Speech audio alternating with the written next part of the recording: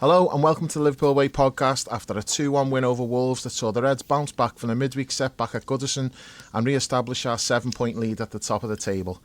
That was not an enjoyable watch though. I'm Dave Usher, editor at liverpoolway.co.uk. Joining me for this one is Paul Natton. Paul, I never even bothered asking any of the other lads to come on. I felt like me and you need to just handle this and try to keep it to an hour, which would be a first for me and you, but that's the challenge. You reckon we can do it? What time is it? It's 18:32 on my laptop. Yeah, I don't think we've got a fucking hope in hell, but let's give it a go, mate. Come on. Well, I'm thinking 5 minutes on this game and then let's talk about it. No, it was pretty jarring, I thought, to be honest. It was horrible. It was absolutely horrible.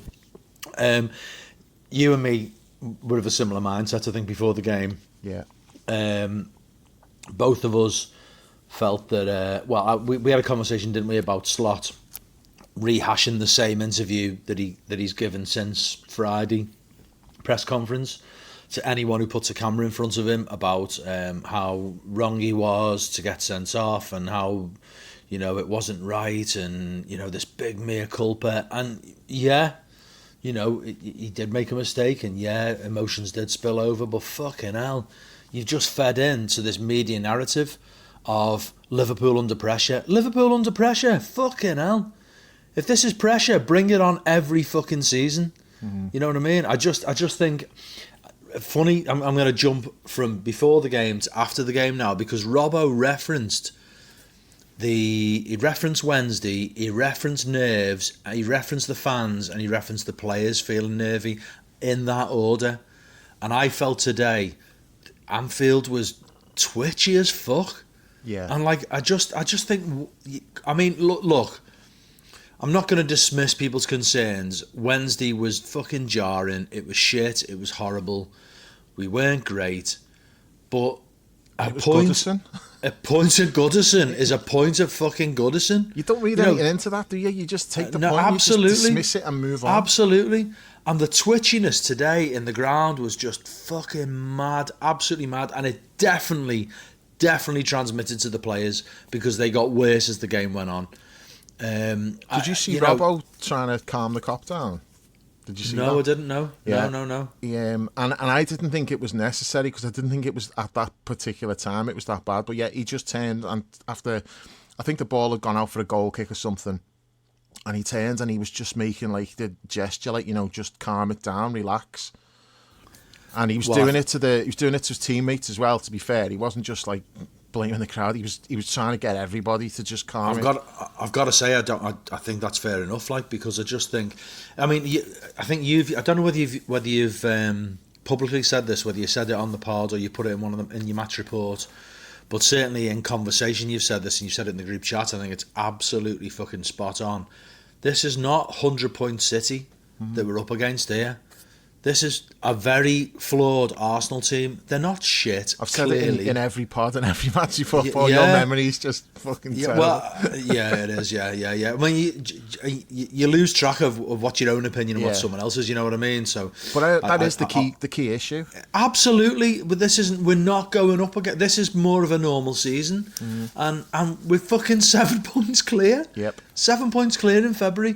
Now look, today wasn't great, but winning the league is not a fucking procession. It never has been. It never fucking will be. You know, well, all right, maybe 1920 actually was a procession. Apart from the one time when it was. But no, that's the exception. That's the exception proves the rule. Yeah, absolutely. And this is what we're in a fucking fantastic position. Now today was horrible, absolutely horrible. But I think as a crowd and as fans, we contributed to it a little bit. The players definitely picked up on the nerves because they got far more twitchy after half-time than they were beforehand, and they weren't at the races really in the first half. I thought the passing fell off a fucking cliff in the second half. To not have a shot on goal is horrendous. I thought the shape after he made some of the changes was like, I don't think anyone understood what the shape was. I don't think the players did. Dom started off on the left, then he played like as a false nine. It was all over the show. Slot press the endo button for the first time since he's been with us. And I thought he was right to, by the way. That's not a criticism. I thought he absolutely needed to press the endo button. It needed someone to go into midfield and get a grip of the game and put his foot in, and just do the dog work. It was panic stations all round. People have talked about, are we leggy? Are we fatigued? I don't think that was legs or fatigue today at all. That was purely in the heads of the fans and then the players, and everyone got a bit spooked. Wolves were all right. Wolves, gave a good account of themselves. Like we say every week these days, every team in the country's got good players. Yeah. And they're well coached and they play good football. Everton showed that on Wednesday night. There's a really good manager there who's got far more out of them than the previous fella did, and we all thought the previous fella was punching above his weight.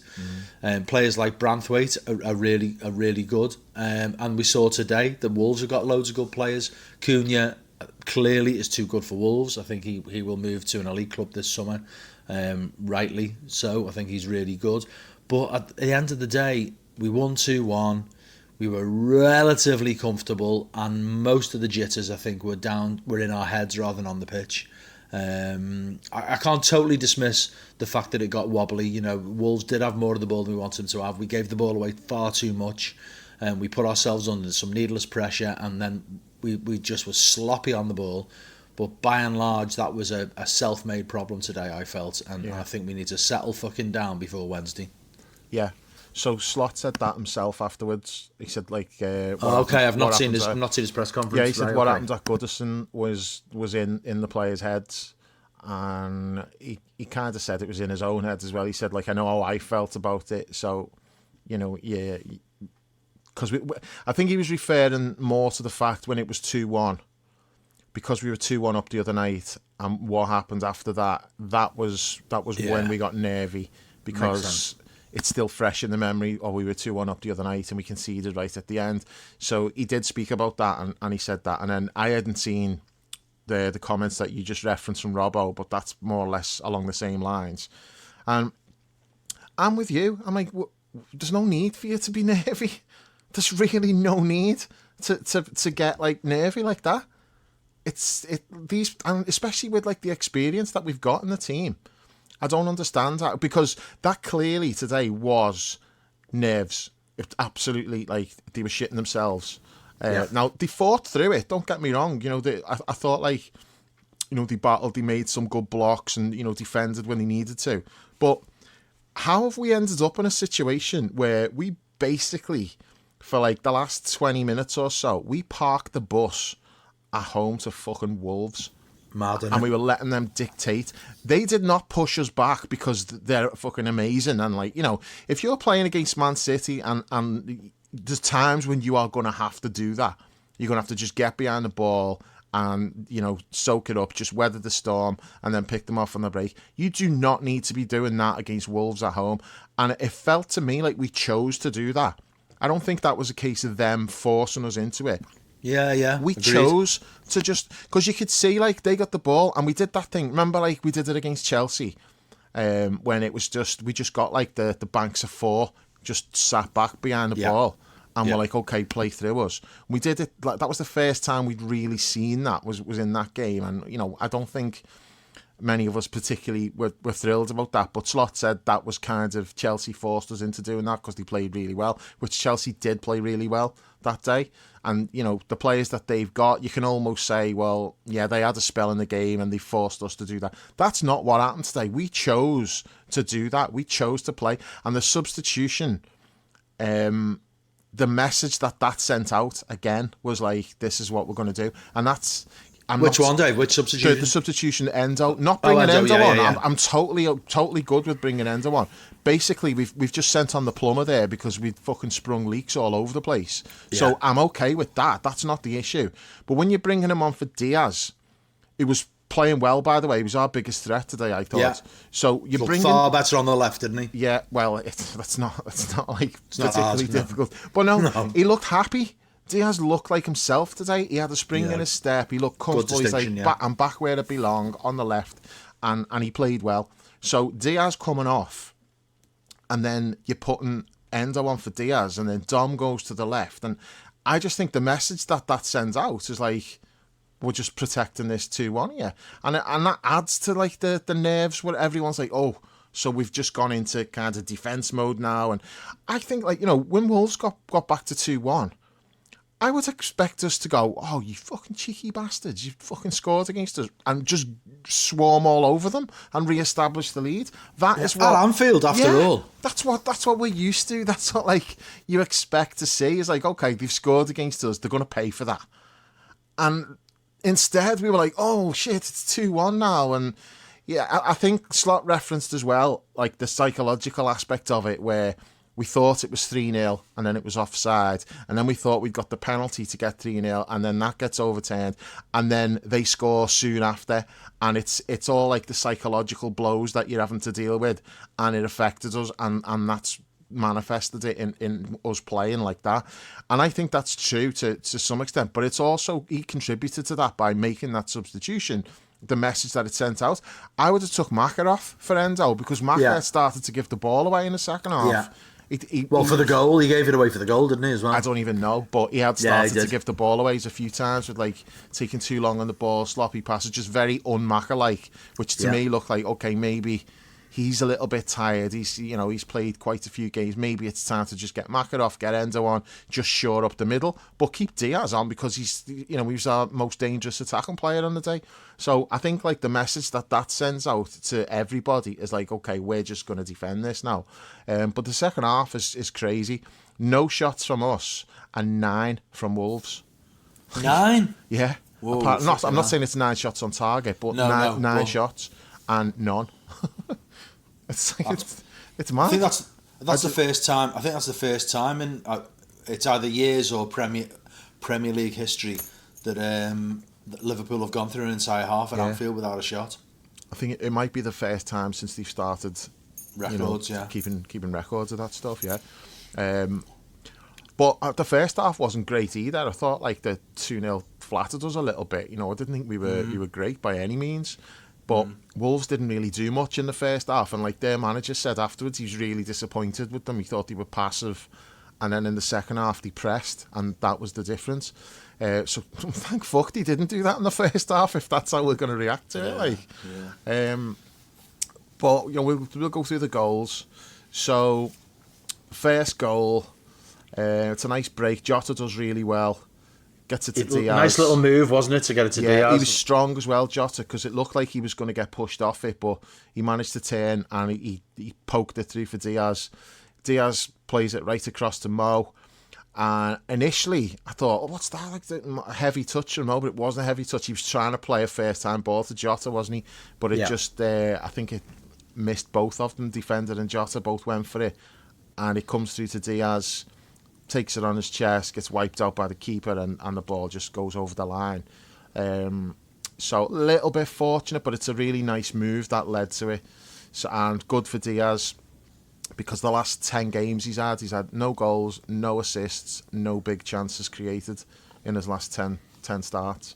So, which is horrible. For a player like that, especially because he was flying, and it's like, we've had the conversation about the left wing, and like, Brownie's always banging the drum for Gakpo because he's not the biggest fan of Diaz, and he's like, he's clearly ahead of him now, and I said, well, he is, but that's not really through any fault of Diaz. That's like because he just got moved.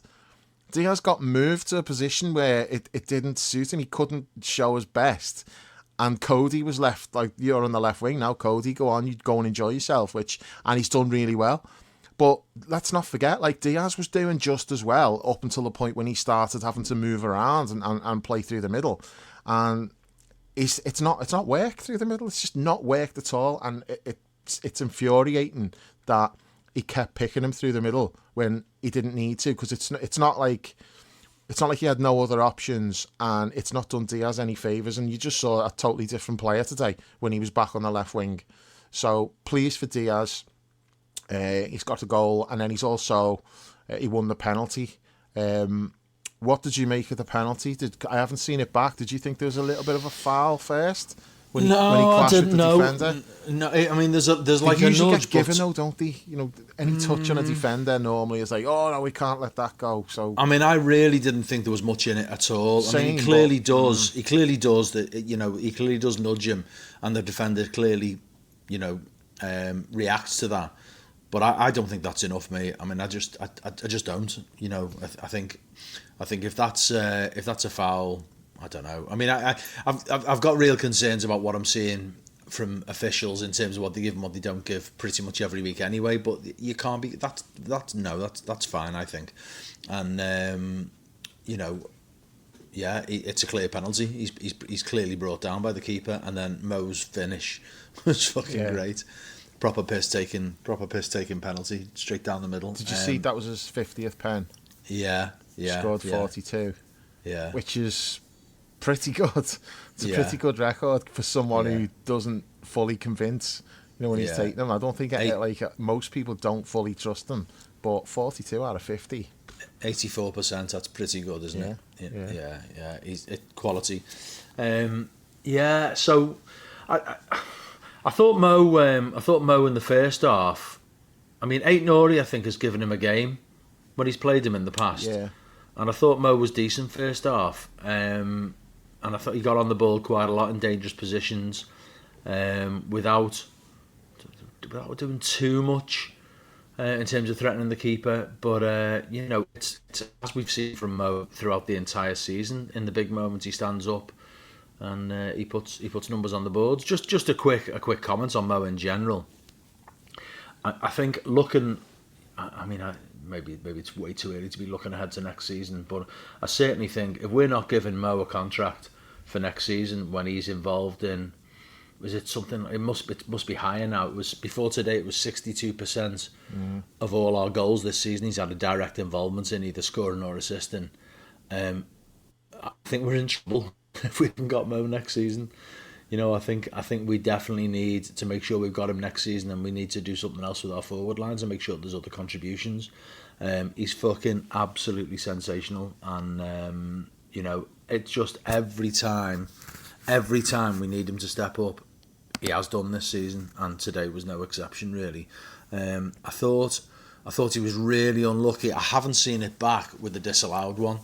It was an absolutely fucking brilliant ball from Trent, who I thought was typical Trent when he comes back from injury. Very, very wobbly, but still has a moment of brilliance in him. And I was gutted really for Mo, because I thought if it goes to 3-0, I think he referenced that before, didn't he? If it goes to 3-0, it's a totally different game at that stage. It was a lovely sweeper move, because it started by where I sit. It was like... Was it Dom who switched it across to the other side? I think? We had like... it was like in tight spaces, and like we worked our way out of it, and then it gets switched to Kwanzaa, and he plays it to Trent, and then he hits that early ball to set Mo clear. It's a really good finish, great run, great finish. Just really unfortunate that he's just straight offside. But yeah, we are over reliant on him at the moment. You know, there's no question. Like 60-something% from one player, that's a little bit.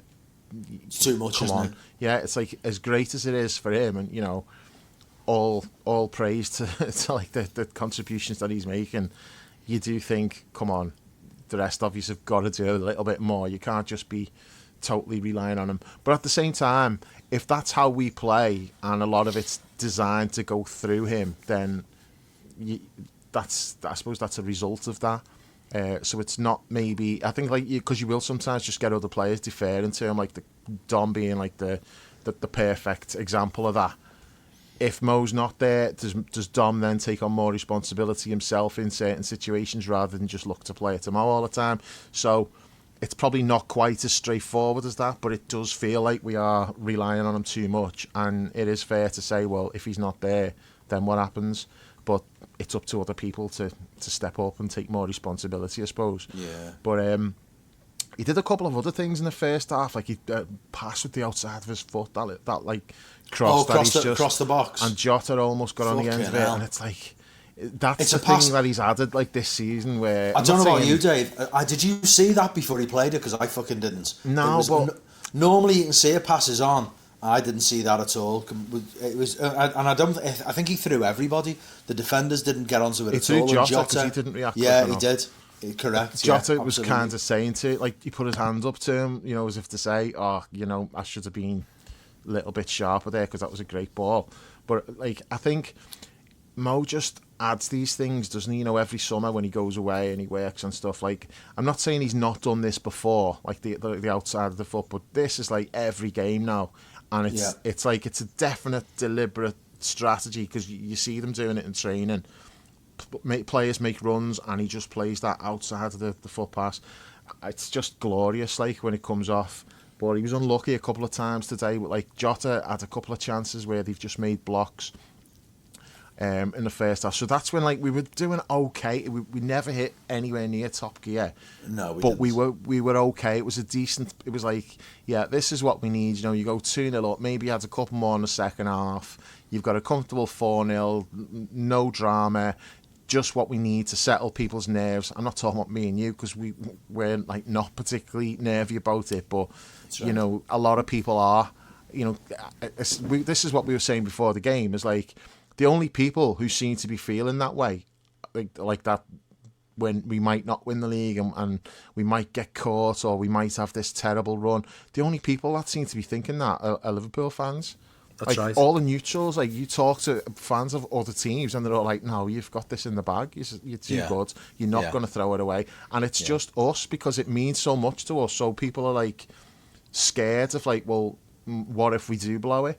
But there's nothing to suggest that we will. That's the thing. But it's now becoming a thing where, like, people are talking about it. You've even got, like, Slot and the players talking about, like, feeling nervous. And, like, you shouldn't be feeling nervous. You're playing fucking Wolves at home. Absolutely. You're 2-0 up. Okay, they've scored. So what? You go and get another couple of goals. You don't just go, oh no, it's 2-1. What if we concede another goal? I just don't understand where that's coming from. And it can only be that they're sensing this narrative that's building. What if Liverpool blow it? It needs to just be put to bed, and it should have been put to bed today because we should have just won that game 4-0 and just quietened it all down. Instead, that game today, that's like, I think I don't think it's possible to feel worse about a game that you've won than that today. It's like, we won it, but there's, like, other than the fact that we won, there's very little to come out of it that you're like,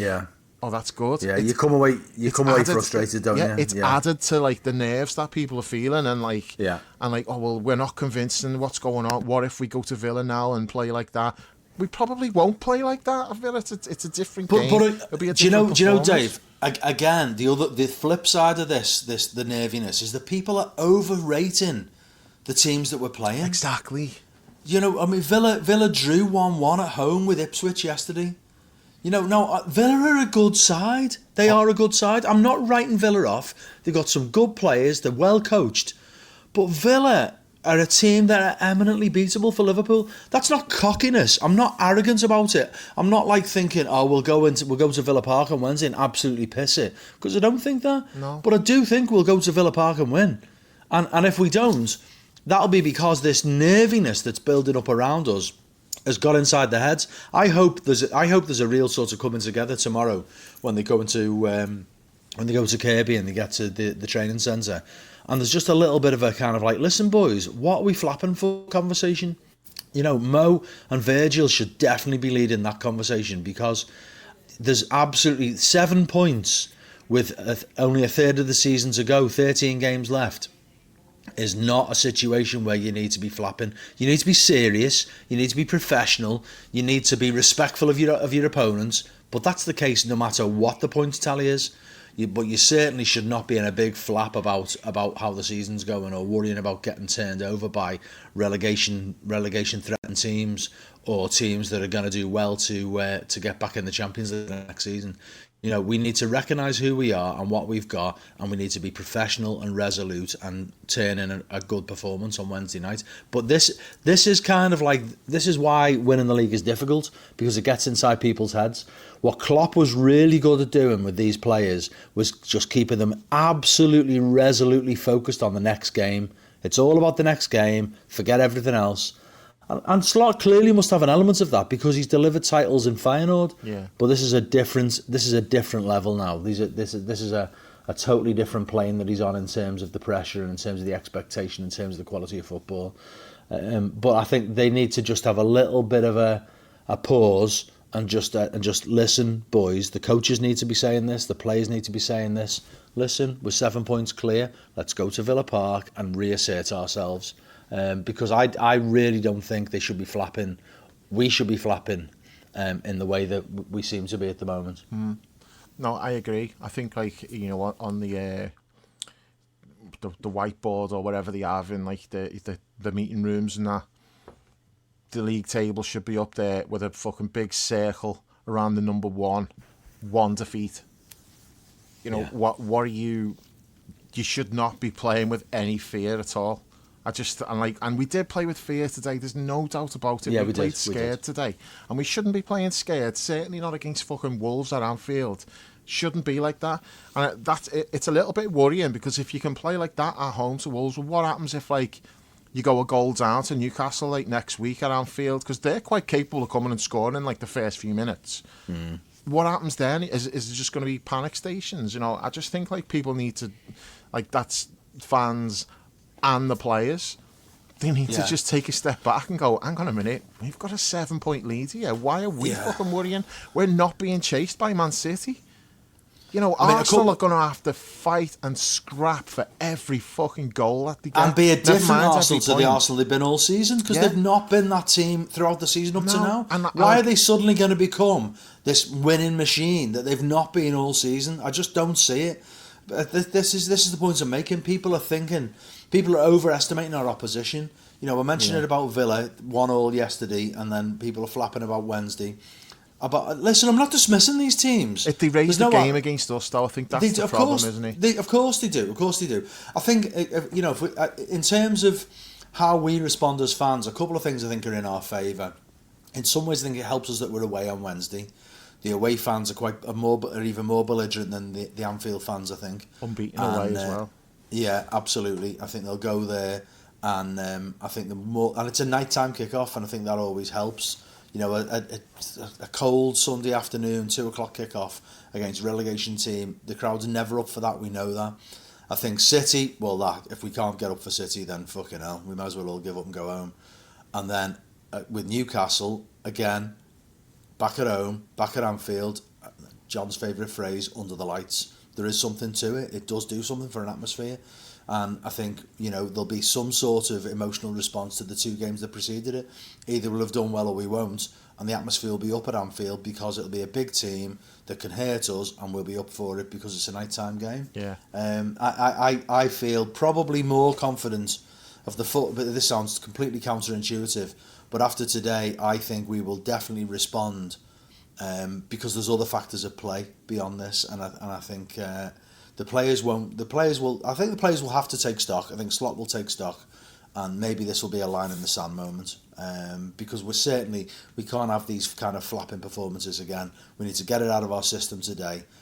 Look, Wednesday night against at Goodison, it's a one-off, isn't it? And I can see how that gets in people's heads. Today we've come through it unscathed. It was still in our heads today. Now we need to say, right, all right, let's get it out of our system now. It's done. Yes, we were shaken a little bit by what happened at Goodison. Yes, it affected us on Sunday, but fucking hell, we're 7 points clear. Let's go again. And I don't see any reason why they can't. Yeah. Without wanting to get too far ahead of ourselves, because there's 2 games to be played before then, but just touching on what you said there, the fact that the Newcastle game is a nighttime game massively helps, because the atmosphere it's literally night and day, isn't it, the atmosphere? Yeah. Because it was shit today, and it's been like that most of the season. Not shit in a really bad way. I didn't think like that. You know, I didn't think the crowds were. I know there was some nerves, but I didn't think it was that bad. It's been worse in terms of the crowd getting edgy. And when that did creep in, I do think that there was a good reaction to it. You know, once it started getting like that, there was a big LA, wasn't there? Yeah, there was a bit of a defiance, like to say, right, come on, let's fucking stop this edginess. And there was like, it did become, it went from like, I might just be projecting my own feelings here, but it went from like looking at it and going, what the fuck, we're getting penned back here by Wolves, what are we doing, this is just ridiculous, to okay, we need to just hold on and get the points here. And just, it was almost like we were playing a much better team than we were.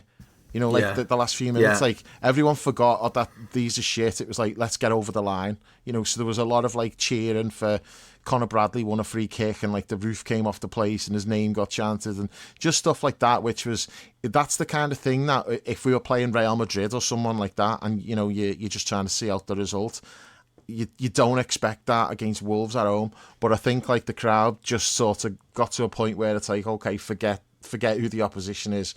We've just got to get the team over the line here just to get the points. And I was convinced that they were going to score. I was absolutely convinced. You know, when the 6-minute stoppage time went up, you could smell it. You know, like they were. It wasn't that they had clear chances, but we were giving it back to them, and we couldn't get out. And then they got the free kick on the edge of the box, and there was just things like that. And you're like, this is all set up for them to score right at the end.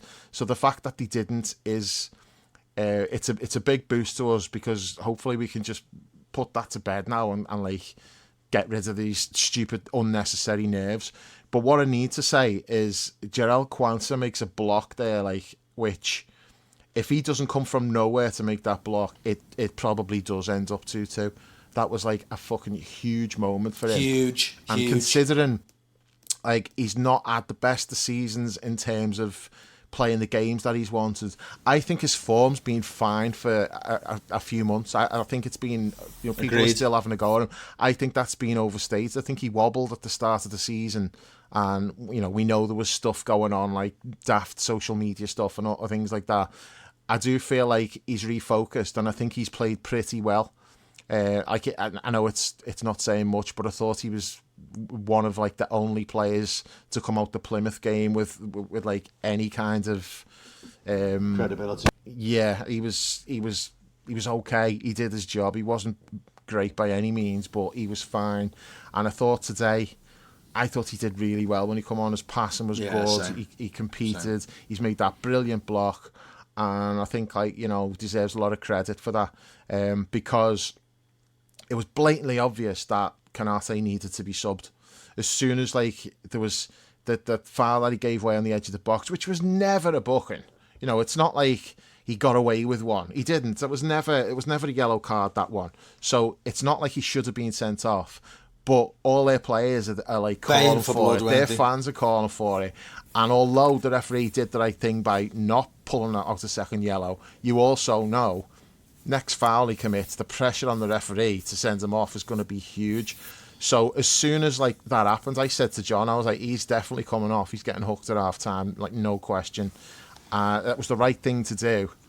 But it's like it's a blow. You're having to take Konate off, and you know, he's a really important player. You know, but Quansah did well for us. I totally agree. On that point, Dave, that it's occurred to me prior to today. I don't think I've talked about it, but it has occurred to me that Slot is more inclined to hook a player on a yellow than Klopp ever was. Yeah, Klopp would always, almost like a show of faith. Newcastle. Yeah, and he left them on, and we were like, "What the fuck's he doing, leaving him on? He's got to come off." Yeah, and I don't know whether it's a communication. I mean, we know that Klopp is just like absolutely unique in terms of the way he makes players feel. You know, I was reflecting on this. You were talking about Quansah and the wobbles that Quansah's had. You know, I think, and Bradley to a certain extent has had some wobbles this season, although he's been playing well the last few times he's played.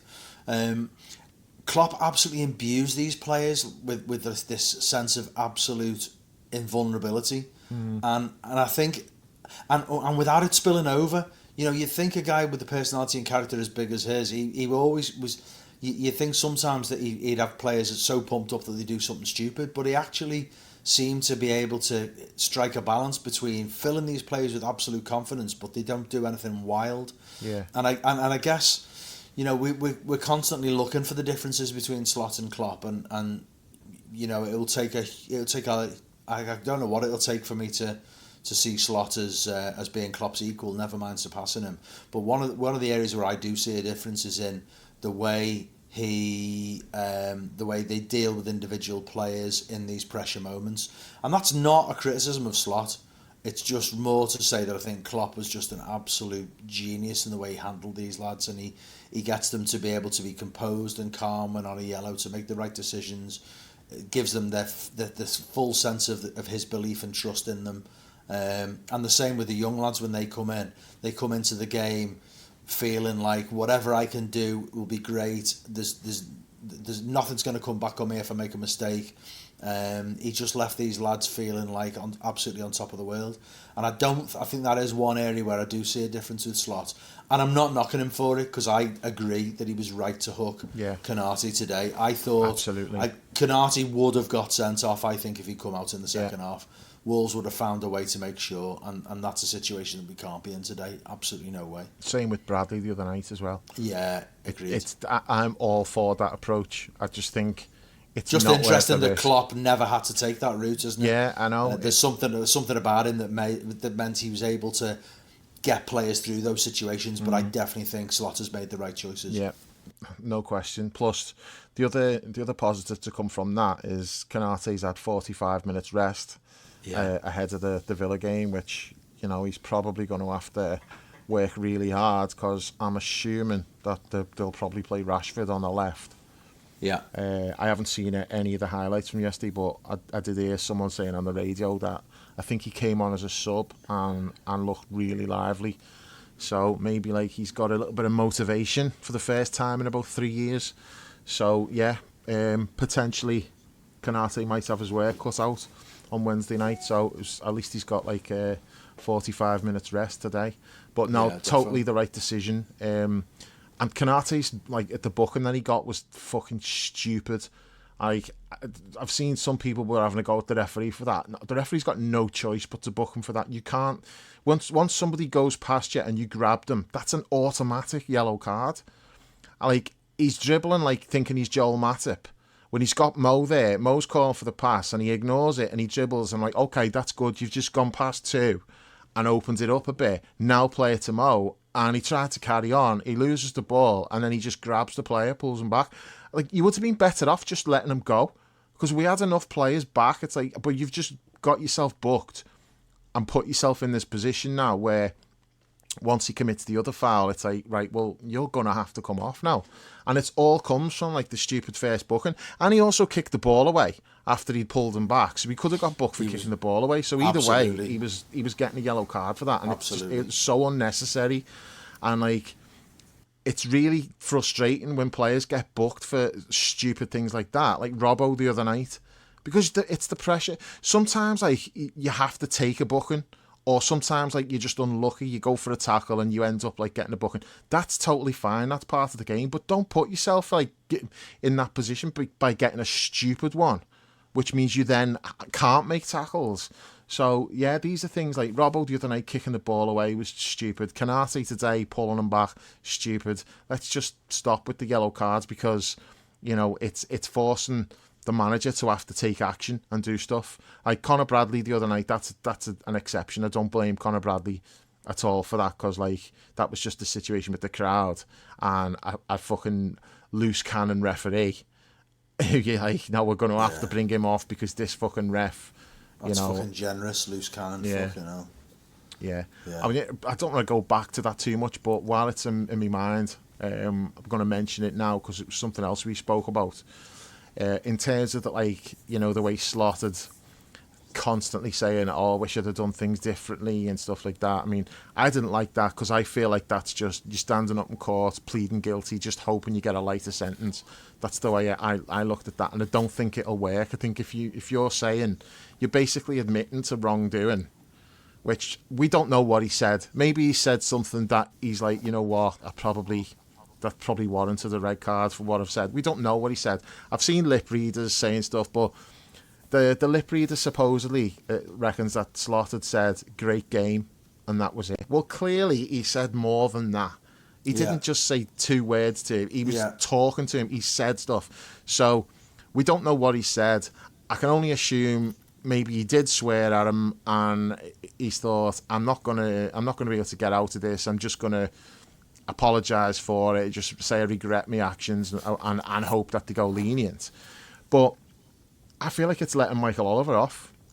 I feel like it's letting him off the hook. Now, at the same time, you can't attack him because it doesn't get you anywhere. All it does is like it just gets the referee's backs up. Everybody, doesn't it? We've seen what happened. You know, the whole Klopp, David Coote thing, and you know, it's. I'm sure there's other referees feel the same way. So. And a lot of it was because of how Klopp was with them. Now, Slot's new to the country. He hasn't got history with these referees. So you'd like to think that there's no reason for them to be carrying any kind of beef because Klopp's not here now. Slot's here, clean slate. And as long as he's respectful to them, you'd like to think there's not going to be any more of that shit going on. But when Michael Oliver's doing that the other night, I don't think you can just not say anything and just let that go. Equally, you can't just go on a fucking rampage about referees because you're going to piss them all off. But this is what I think. I would be advising Slot to go after Oliver, but praise all the other referees. Yeah. I would say, I'm new to this country and I've got to be honest, I've been like really pleasantly surprised by the standard of officiating. I think for the most part in our games, you know, refereeing's been really good. Sometimes I've disagreed with decisions and I've maybe reacted, but that's normal. You know, you're not going to get every decision. And but generally speaking, you know, I think Anthony Taylor's been excellent. I think we've had Simon Hooper and he's done well. Even if you don't think this, I would be name checking a load of refs and saying how impressive they've been. And I would have said, so that's why I reacted the way I did at Goodison, because people keep telling me Michael Oliver's the number one referee. So I'm holding him to a higher standard. And when I'm seeing him not giving that free kick for Mo Salah on the edge of the box, when I'm seeing him completely ignoring a push on Konate, well, of course, I'm going to be reacting and thinking, what's going on? So I would be attacking Oliver while praising the rest of them, divide and conquer, because I reckon half of the referees out there can't stand Oliver because he's an arrogant wanker who thinks he's better than the rest of them. So if you're doing that and you're praising them, you know, Simon Hooper's sitting there going, oh, fucking hell, you know, I'm getting a little bit of praise there, that's nice. He's not going to give a shit if Michael Oliver's getting attacked. He's probably thinking, yeah, fucking have a go at that arrogant bastard. So divide and conquer. That way you're not pissing off all of the referees, but you're pointing out what Michael Oliver did. The only way that's going to be a problem for you is when Howard Webb's like, oh, okay, Michael Oliver's getting half of your games now from now to the end of the season, which you can't rule that out. But the thing is, does it matter anyway? Because we saw the other night what he's like, so there's no reason to think he's not going to be like that any other time he gets us. So I just think like he's got away with it because nobody has even spoken about that foul on Mo that he ignored. It's only us. Only Liverpool fans are referencing that. Nobody gives a shit about it because they all got the happy ending that they wanted, which is the fairy tale goodbye to Goodison and all of that shit. That was what the TV people, like the newspaper writers, that's what they all wanted, was that story, and they got it. So how they got there, no one gives a shit except us. So Michael Oliver's getting away with that when that decision on Mo is like, there's no way any referee in the world can see that as anything other than a foul. So he saw that. He was right in position. He saw it. He knows it was a foul. He didn't give it. The only question is, why did you not give it? And it's not because you didn't think it was a foul, because you know it was a foul. If you didn't think that was a foul, you would never have got to the level that you're at as a referee. Even like the worst referee in the country can look at that and know that that's a foul. Everybody can see that's a foul. You didn't give it. Why? Because you didn't want to. Now, as for why that is, who knows? But that decision alone, if I'm Slot, I would be saying, that's why I reacted the way I did. You tell me how any referee can look at that and not give it as a free kick. That's before we even start on the Konate thing. That one on Mo, I would be saying, that's the reason I lost me shit. Now, someone explain to me how that's not a free kick. Yeah. And I think... Yeah, if only football was that simple. You could just... I mean, we have this ridiculous situation where it's almost like you just can't... You can't even hint at criticism of referees. I mean, I don't know. We're going over old ground here. There's a crisis in refereeing in this country. There's no accountability for them. They've got too much power. Also, the quality is probably the lowest I can ever remember. They're at 6s and 7s over the impact of VAR in terms of how they referee games. I just think the whole thing's an absolute shit show. I mean, I think as to why would Michael Oliver see it and not give it. Well, we heard something over the last couple of days where it's quite obvious that he doesn't like Liverpool. I mean, I think he's a prick, isn't he? He's an absolute prick, and I think these guys, we've said many times, they're human beings. Human beings need to contain their own prejudices. They need to be mindful of them and contain them. And it strikes me that he hasn't done that. I think it's quite obvious based on what we've seen from him this season that he doesn't like Liverpool. And we've heard a few whispers to the same effect, and I think that was borne out on Wednesday night. He just, if he sees an opportunity to fuck us over, he takes it. Not just Liverpool though. He's fucked Arsenal over regularly. He fucked Man United over in the Manchester derby. I'm mindful of the fact that might sound a little bit like a conspiracy theory crank with that one there as well. And I think the main thing with Oliver is I can't remember who said it. Might have been you, might have been somebody else in the chat after Wednesday. He is that absolute disastrous combination in a referee that he's shit and arrogant. So he makes poor quality decisions, but he thinks he's fucking boss.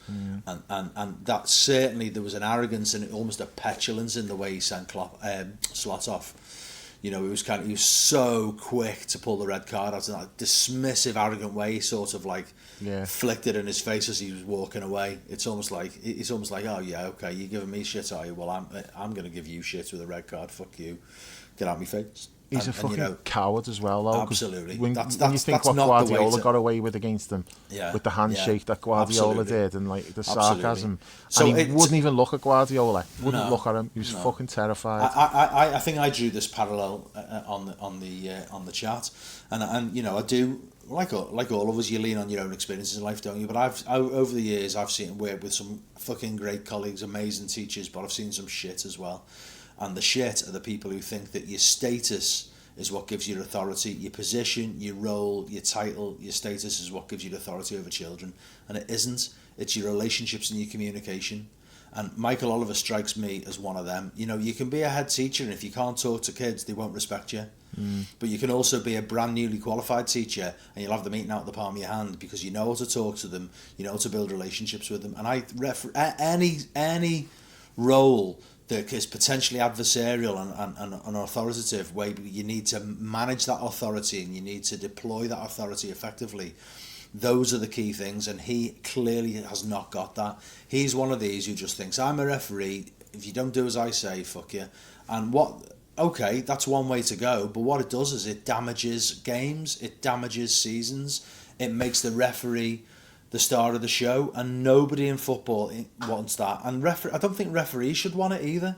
So that tells you everything. To me, that's a real deficiency in him. And for all that he's been over the years, he's taken a load of shit. I think Anthony Taylor is not like that. We've seen from Anthony. There's been times in the past where I think we've looked at Anthony Taylor's performances and we've inferred that he's not good enough, or that I don't see that in him anymore. Maybe he was like that originally, but he's now come into a period of confidence, self-confidence and self-belief where I think he has the balance right. I agree. You don't see that petulance. You don't talks see to that. Players as well. He does talk to players, and it's become a cliche that all the referees who retired 10, 15, 20 years ago talk about that. I mean, the crass way they categorise it is they say they'd swear at players and they give players shit verbals back when the players are giving it to them. I don't think it needs to be quite as you couldn't crass get away as that. with that now because you couldn't. Players like this generation that the absolutely. But the fundamental principle is that you talk to the players on their level. You talk to them like adults because they are adults. And you're not some sort of fucking busy bastard traffic warden prick in terms of the way you deal with people. You have a conversation. If you think somebody's on thin ice, you talk to them, have the conversation, tell the captain, and you don't need to rub their nose in it when you talk to them about it. Just say, listen, you're not giving me any choice here, mate. You carry on like that, you're gonna get booked. So I'm just giving you fair warning. You don't need to kind of that conversation doesn't need to be a flex. That conversation doesn't need to be an opportunity to belittle somebody. It's that's how you deal with people, and that's how you build relationships within a game and over seasons. He must have refereed some of these players 10, 15, maybe 20 times. So why does he not have relationships with them at this stage where he can have that conversation and use that to control the game? Because after all, his role is to facilitate this amazing spectacle. It's not to be some busy little fucking prick waving cards at people and standing out. Yeah. No, but I mean, the warning signs were there when he came out with them fucking tram lines in his hair. I've said it before, but it's true. Did. You should. It's like you mentioned the headmaster. A headmaster's not going to come in with fucking tram lines in his hair and expect to be taken seriously by school kids. Maybe Absolutely. They would now, but in my day, there's fucking no way. No, they wouldn't. We would fucking destroy any teacher who came in looking like that. Yeah. It's just not. It's not something you can do, and that's what I mean. Certain professions you can't do that, and referee would be one of them. So, but yeah, we'll draw the line under that now for now until he screws us over the next time like he referees us. Individual performances today. I'm struggling with a man of the match. I've just seen that on like the club's like social media. You know, they put out a thing for man of the match. Did you see who got it? No. Endo. Fucking hell. It says it all, really, doesn't it? I mean, he came on at 70 minutes, didn't he? I think 69, 70 minutes. That's damning. That Jesus Christ. Yeah. Alisson made a good save. He did, but he pissed me off with that punch. Just catch it. It was under no pressure. It wasn't. He wasn't stretching. It was a comfortable height. Just catch it and relieve the pressure. Pressure the punch. Didn't it? He's been doing that all season now with the punch, and it's obviously like something with the coaching where they're saying, "Look, just punch everything," because he's just not. Loads of times I've thought, why hasn't he just caught that? It makes no sense. But did you shoot yourself, by the way, when he stayed down for a bit? When he first went down, I was like, oh no, he's done his hamstring again. But I heard somebody behind me saying, it looks like it's his ankle. And I looked, and I seen like he sort of pulled his, like the leggings, he sort of pulled them up as though it was like a lower leg thing. So they put a bandage around him. I don't know if it was a cut. It was just an impact one where someone stood, cut him. Yeah. But he certainly didn't play with any indication that it was bothering him afterwards. No, his kicking was fine, wasn't it? Yeah, they gave him a back pass straight after that. I'm like, what are you fucking doing? He's just got a problem with his right leg. But he kicked it fine, didn't he? Yeah, he did. Yeah. So coming back to the man of the match, you flummoxed me there, mate, because I don't know who the fuck. I don't know who I'd give it to. No. And I think I can't argue with Endo. But while he was on, probably Diaz, but you know, he's gone off quite early, so I'm struggling. Obviously, I've got to come up with one for like the match report, but there's nobody stood out. I thought Virgil was fine.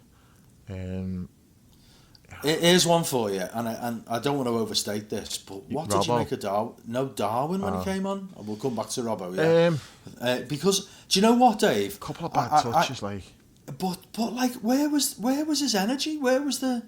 I'm used to Darwin coming on and he's closing down and he's like, and there was none of that today. Because we were sitting off. It was like retreating back behind the ball and staying in shape. Maybe he couldn't go chasing off because then he's, we're not in the shape. He just looked unusual, like uncharacteristically lacking in energy today and lacking in enthusiasm. No, I agree, but I think a lot of that's just the way the game went with our tactics, where we were just sitting off behind the ball. So he's got to just retreat and stand in position. And fair. And also, so we can't go chasing off, trying to put people on pressure. My problem was a few bad touches, when we needed him to hold it up and lay it off, and he's not done it. He's given it away.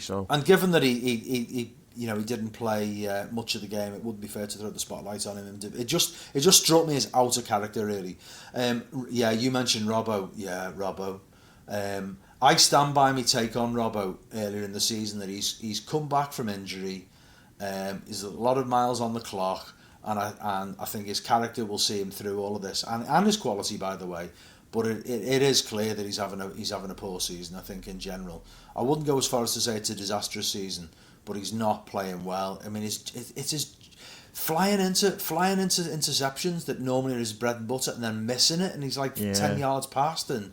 Misreading things. There's two of them today. Yeah, and I think... But he's a fraction off. He's not quite getting there. And that's what makes you think, is this just, is this like just catching up with him? And now, because he's not off by much, but he's just not getting there. Whereas in the past, he would get there. He'd get a toe on it and he'd be away. And now he's not getting the toe on it. The other player is. I'm convinced he needs. I'm convinced he needs to give up international football. Oh, I totally agree. I think he needs to do a James Milner, and maybe. I mean, he was big mates with Milner, so maybe that will be in his mind. I don't think he will though. No, maybe He's not. captain. Maybe not. I just don't think he'll do it. Maybe not. But I also feel. I mean, if he comes under pressure for his Liverpool place, maybe he will do. But I do feel the club needs to go and sign a potential new first choice left back. You know, a Kirkes or whoever. Now, I stand by what I said. I think Robbo's mentality and attitude are such that I wouldn't put it past us signing Kirkes, and Robbo comes back refreshed after a summer off and is still first choice next season. Yeah. But I do think we're in a position now where we need to be signing a potential new first choice left back. We can't just assume that it's what I'm saying, that it's just, you know, a bit of fatigue, coming off an injury, readjusting to his body and his age, and that he'll go again. I don't think we can assume that he will definitely go again. I pretty strongly suspect he will, but we can't just put our eggs in that basket. I think we do need...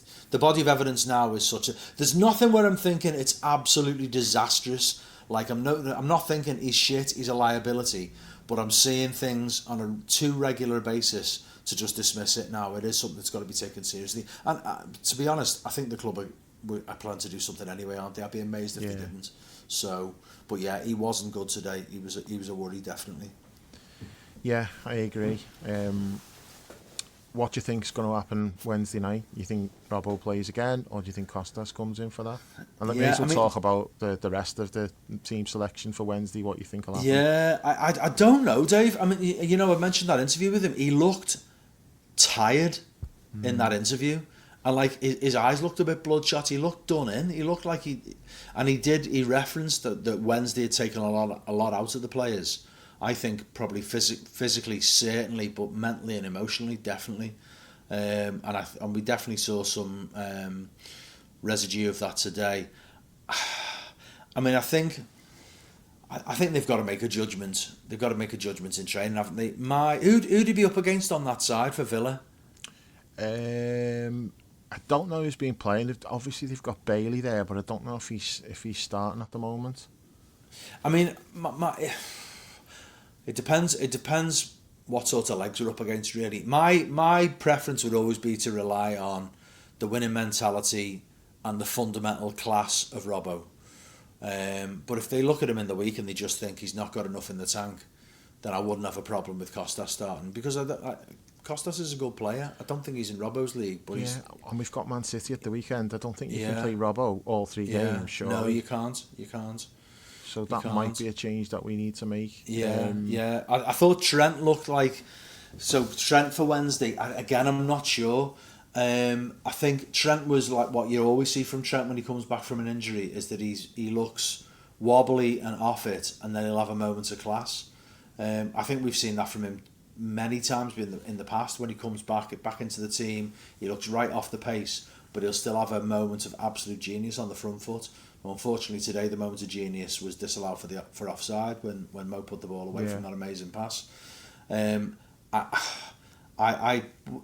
don't know. Again, I probably would lean towards playing him Wednesday, but as you say, there is an argument for saying, are you looking towards next week? I don't accept. I know Slot says this and says it with some convictions, though he means it. I don't accept that he's not looking beyond the next game in terms of selections.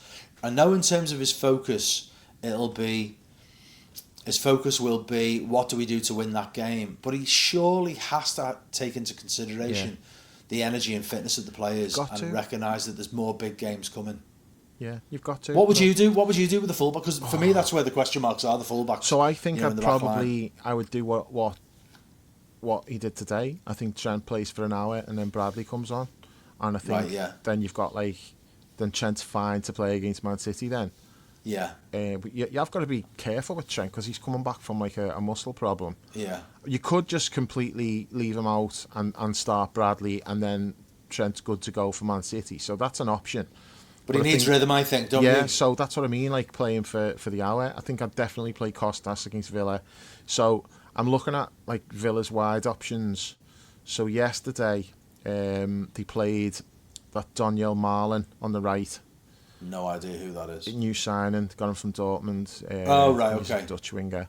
And Right. they had Ramsey playing on the left with Good player. Rodgers as the 10, but Rodgers has played on the left quite a bit as well. But then Rashford came on as a sub.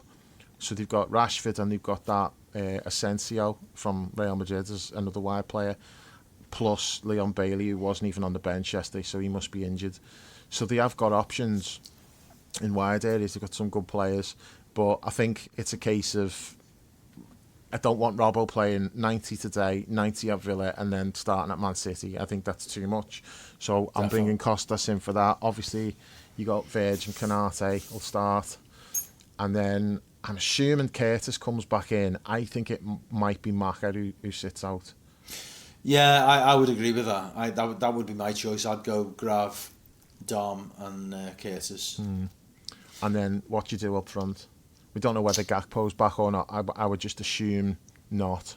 And if he is, then it's a bonus. But well, I'd go Diaz left, Mo obviously right, and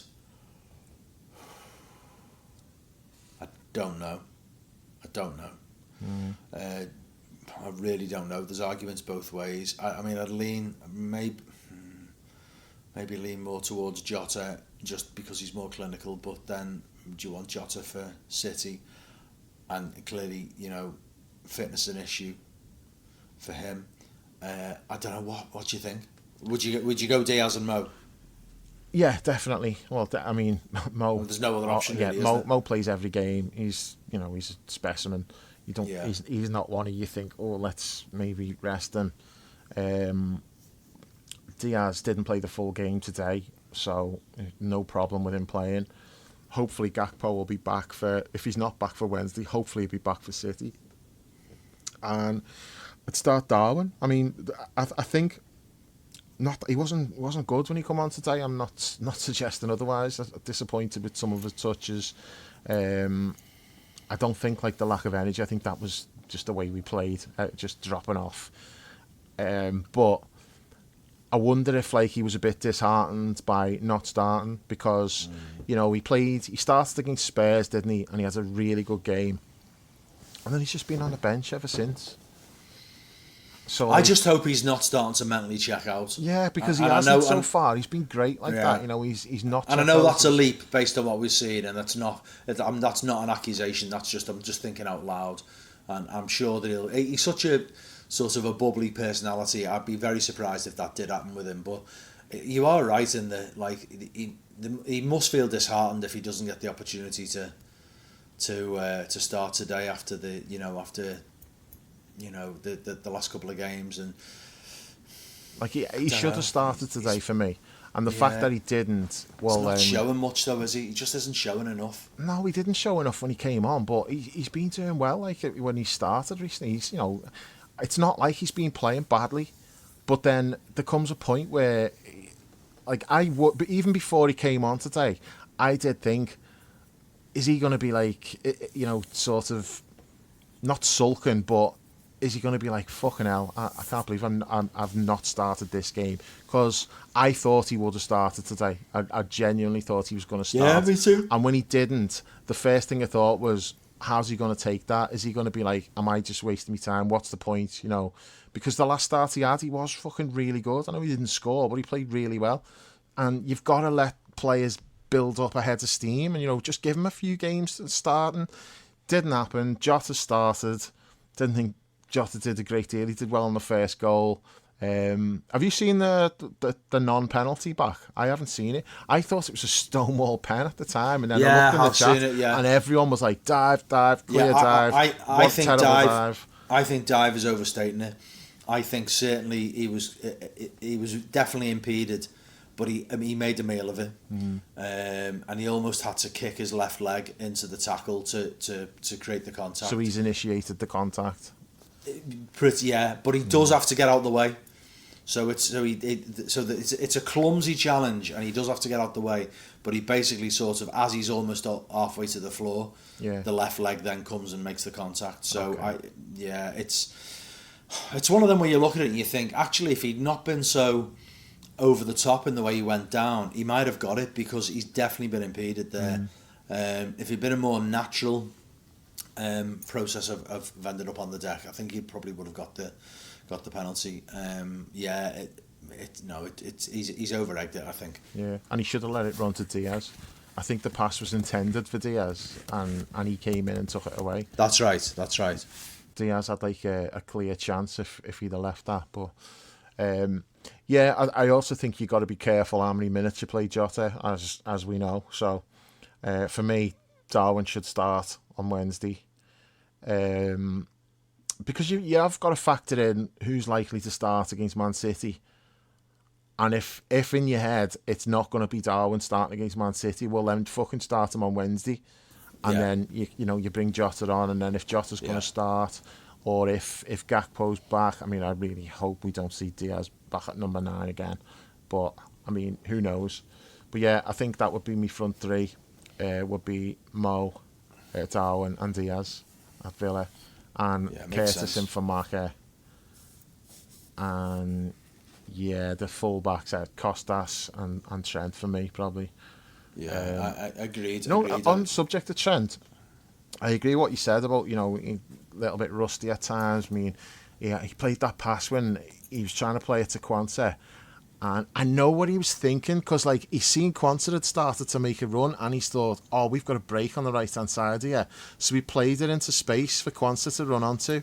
And he didn't see that there was one of their players there. He just intercepted it. If he'd have just played it to Quansah's feet, it would have been fine. But he was trying to get us on the attack by playing it, for him to run onto. Dictating where he was going to go. That came at a time when, everyone was getting edgy. And he plays that pass, and you're like, oh, my God, fucking hell. But he was already going off at that point. Bradley was ready to come on. So it's not like that was a result of Trent giving it away. Bradley was already on the touchline, ready to come on. But the thing, what I thought was weird with Trent today is, he's had some issues with sloppy passing and that. I thought his one-on-one defending was fucking great. When he's just nicking the ball off people, they were trying to dribble past him, and he was just taking it off him.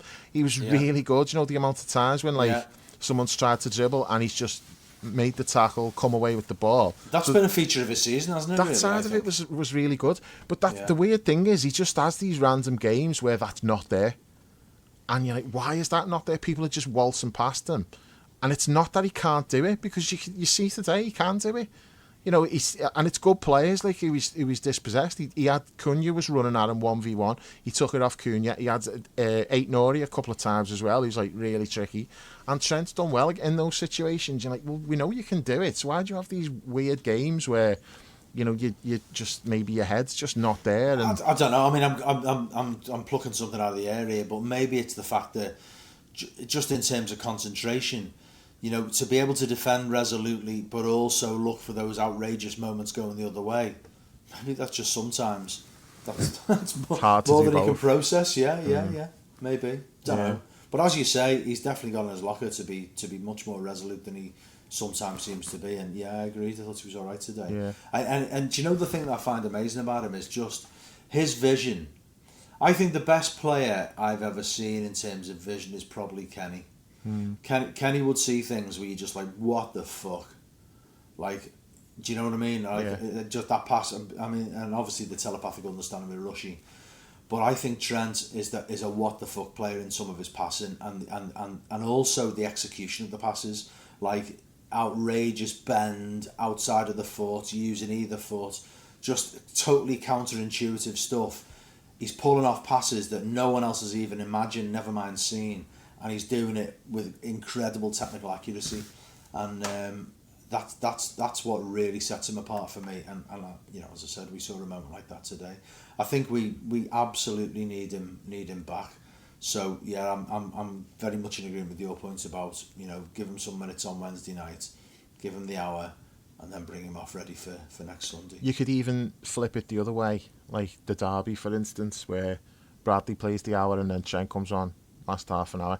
I'm actually not averse to the idea of doing that, because if the game's not going great, it's a good option, to bring on for the last half an hour. So definitely. Maybe we'll see that. I wouldn't be surprised if that was the case. So, go on. What did you make of Cunha today? The first thing I got to say about him, I said this to John, I was like, he's fucking well bigger than I thought he was. Yeah, rocking. I saw him as similar size to Jota, but a bit stockier. I looked and I'm like, no, he's not. He's a lot taller than I thought he was. He's obviously and powerful as well. and strong, but I didn't think he was as tall as he was. He's obviously a really good player. We know he's a really good player. My questions are more to do with character, like what type of. Yeah. There's some red flags there now. That might not be a big thing. It might be, but he's going to be available for 65 million in the summer because that was the contract that he signed. Wolves needed him to stay, to help them stay up. There was teams sniffing around, so the compromise they came up with, he signed a new contract with a 65 million release clause that doesn't kick in until this summer. So he's going to be available for 65 million. He's definitely worth 65 million. He is, yeah. He's probably like an 80 million pound player in this market. So if you can get him for 65, he's well worth that. So I mean, you're taking a bit of a gamble on does he fit whether in? he raises his game, aren't you? And whether he, as you say, fits in there. Yeah, like I mean, does he fit in off the pitch? And what are you looking for? Like, it's all right for us saying, "Oh, I really like him. Let's get this player in." Yeah. We don't know what Slot's looking for in specific roles. The type of what type of number 9 does he want? What type of left winger does he want? We don't know. There's certain like profiles that he will be looking for, and we don't know that. Yeah, so, but if he wants like a number 9, like the way he's playing Diaz there, if he wants someone who's capable of dropping off and doing stuff, well, Cunha's a much better option at that than Diaz is. Definitely. I mean, I think from my point of view, I've liked him for a while. The reason I'm not absolutely like banging the drum for Liverpool must sign him because of the glasses thing. He pulled someone's glasses off, and that's the worst thing you can do to a man. There are question marks about his character. I do think though he looks to me like physically and technically like he's got the lot, and he also looks like the kind of player who will raise his game when he's surrounded by more quality. I've just got a nagging suspicion in my head that he's one of those who'd come, give you 2 years and then flutter his eyelids at somebody else. However, the one thing that I really like about him, which I think we lack, is that the unpredictability. And I think we need, and I don't think, you could argue Diaz is a little bit unpredictable, and he has got a bit of that. But the unpredictability with that real sort of, like, he's a killer as well. He's a nice cold killer, you know what I mean? With he's both kind feet of like, as well. Yeah, absolutely. And he is, someone called, I think T called him in the chat today, Suarez Light. And he does Brownie, remind me. Was it Brownie? Yeah. He does remind me of Lewis, and that's what I've liked about him since day one, really. And I think at this level now where we're at, that's the thing that we're lacking. You need difference makers. That's why I love Trent. That's why I love Mo. They are genuine difference makers at the highest level, no matter what the opposition. They do things that no one else on the pitch can think of doing, and they do it consistently and pull it off. I think we need more players like that. I also think that we need players who can improvise and work something out of nothing. And like, football now is about great coaching. It's about patterns of play. It's about the tactics of a game. But there has to be room at this level for a player who can improvise, who can just pull off a piece of absolute magic. We see that in Mo, we see it in Trent.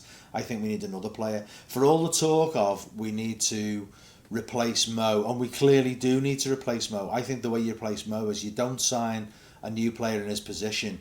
You sign a new boss goal scorer in probably the number 9 position, but one of the other 2 positions, and they play alongside each other for a couple of seasons. Well, you maybe get more goals from the 10 for all the great stuff that Dom's doing. I want more goals from him. Definitely. You've got to spread it around, and that's when I look at Cunha. That's what I like about him, is that I think he's a something out of nothing player. He's a difference maker, and I think his ceiling could be really high. There are question marks. But then, I don't know, with the temperament of players like that, maybe that's just part of the package with players like that. Those unpredictable lads. And is he Brazilian? Is that right? Yeah. So, Alisson will knock the rough edges off him. They'll get down on the knees. No, and I don't want that. Remember he baptised Bobby, and then Bobby went fucking shit for about 18 months. He just took all the devil out of him, and he just wasn't the same. The devil and Bobby Firmino. Yeah. So I'm not like all in on we must sign him, but I really like him. And he's a really good player. If the club thinks it's the right way to go, I'd be well behind that. But I definitely think we've got business to do this summer. I think we're going to have quite a busy summer, actually. I think it'll surprise people in quite a few different positions. But if we're not looking at him, I'd be amazed, particularly in light of what you just said about the clause. Oh, we love a buyout clause. We do, yeah. And I think you're spot on in terms of, if you can have a call £65 million for a footballer value, I think there probably will be value in that deal, because he's definitely worth more than 65 million. Yeah. Yep, I agree. Okay, we'll do predictions for Wednesday night then. I think we'll go there and win. I think I'd love a clean sheet. I'm not sure we've got a clean sheet in us at the moment. And the reason I'm also hesitating is I just think they've brought in a few players in the forward line, and they're sort of bedding them in a little bit, and they're at home, and you would just wonder if they'll click a little bit. But I just think this is one of those games where you show your quality and you show your mentality, and I think we'll go there and we'll win. It might not be pretty, we might have to grind it out, but I think we'll see a resolute performance. I think Curtis coming back in will help us. I think we need to keep the ball much better than we did today. I think we need to be much better on the ball, and I thought Curtis was brilliant when he came on in the derby, and I would expect him to pick up and carry on where he left off in that regard. I'm gonna go a Liverpool win, maybe 1-0, maybe 1-0. I'm going 3-1. I agree with everything you said there, but I'm going 3-1 in terms of, like, I think they've got a goal in them, but I think we'll put on a performance. It may well be edgy for a while at 2-1, and then maybe we get the third goal late. But yeah, I'm going 3-1. Big performance from Mo. Yeah, really going out on a limb there, aren't I? But to be fair, I mean, he doesn't look like there's no signs whatsoever of any sort of drop off physically, mentally, anything. Mo looks like. I've heard various conversations this season, either in person or seen them online or in various chats with people talking about who's our most important player. I mean, look, I fucking love Virgil. I've loved Virgil since before we signed him. I knew Virgil was going to be transformational for us, and I knew how good he was. But you just can't. How you look beyond Mo contributing directly involved in 2/3 of all our goals this season. You know, without Mo Salah, this season doesn't look anything like what it looks now. Yeah. So yeah, I think he's a big player. He's a big game player, and he's a man for these moments. And I think what I love about him now, the older Mo gets, the more he seems to revel in this responsibility. It looks like, you know, if you go from the days of the front, you know, that holy trinity, that amazing front three, where it really was the three of them. Even though Mo was the one who put on the biggest numbers, all three of them were players that you could put your house on, weren't they? You know, all three of them scored big goals in big games. But now Mo's the man, and he loves that responsibility and thrives off it. So yeah, I think that's a shout, Dave. I think he'll continue to be that way right until the end of the season. Yeah. No, I'm expecting him to be the match winner on Wednesday. I think we'll win, and I think Mo will be getting man of the match from Sky or whoever it is. It's not Sky, is it? It's TNT, I think. Is it? I'm not sure. It's TNT. Oh, fucking hell. I hate TNT's coverage. Yeah, it's fucking getting shit. Subjected to McManaman and Rio Ferdinand again. I mean, you covered on the last one. They were an absolute joke on Wednesday. No, can't be doing with that. Okay, we've gone over by about 15 minutes, but that's not bad for us. I think we've done pretty well there, keeping it relatively short. Just one thing to finish on. Just want to give a shout out to Chris. He ran a half marathon this weekend, so big well done to Chris. Done a half marathon in Florida. Nice one, mate. I ate a half marathon today, and then I ate the other half, although they call them Snickers now. And you had a portion of chips from the Lucky Star. Big shout out to me as well. No, well done, Chris. Proud of you, mate. Yeah, well then, mate. Nice one. Brilliant. And on that note, we'll call it a night. Chris will probably be hosting on Wednesday. We'll do that. We'll record it after the game. Probably put it up on on Thursday morning, unless it's like a really eventful game, big win or something, and I might stay up late to edit it if I'm in a good mood after a big win. So yeah, we'll see how it goes. So thanks for listening, and we'll catch you soon.